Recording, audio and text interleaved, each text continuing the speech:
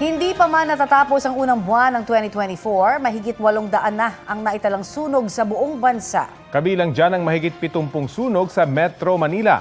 Kaninang umaga, 9 na bahay ang nasunog sa Barangay Potrero sa Malabon. Halos walang naisalbang gamit ang mga residente dahil po sa mabilis na pagkalat ng apoy. Anila, malaki na ang apoy nang magising sila. Rumisponde na rin ang LGU para tumulong sa mga residente. Napula ang apoy matapos ang 1 oras. Inaalam pa ang sanhi ng apoy, pati na ang kabuuang halaga ng pinsala.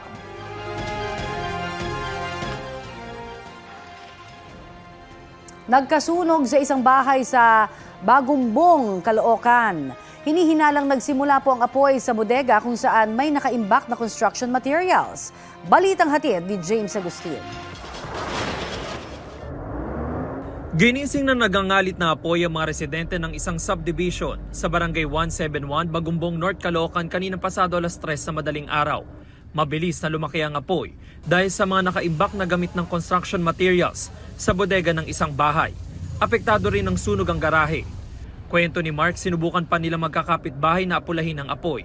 Nagpanik rin po yung iba, kami po naging kalmado, tapos sinubukang apulahin po yung apoy, tapos yun po.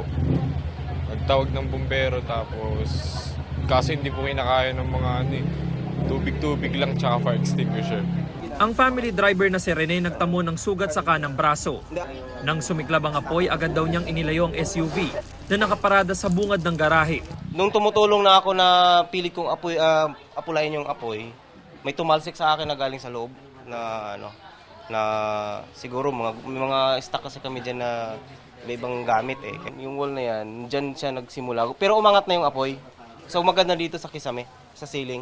Doon yun yung start ng tapos mabilis na kumalat eh. Ang bilis ng pangyayari. Umabot sa unang alarma ang sunog. Nasa 8 fire truck ang kinailangan rumisponde sa lugar. Iniimbestigahan pa ng Bureau of Fire Protection ng sanhi ng apoy at ang kabuang halaga ng pinsala. Napula ang sunog bago mag-alas 4 ng madaling araw. James Agustin, nagbabalita para sa GMA Integrated News. Kapuso, para sa mga maiinit na balita, mag-subscribe sa GMA Integrated News sa YouTube. Sa mga kapuso naman abroad, subaybayan nyo kami sa GMA Pinoy TV at sa www.gmanews.tv.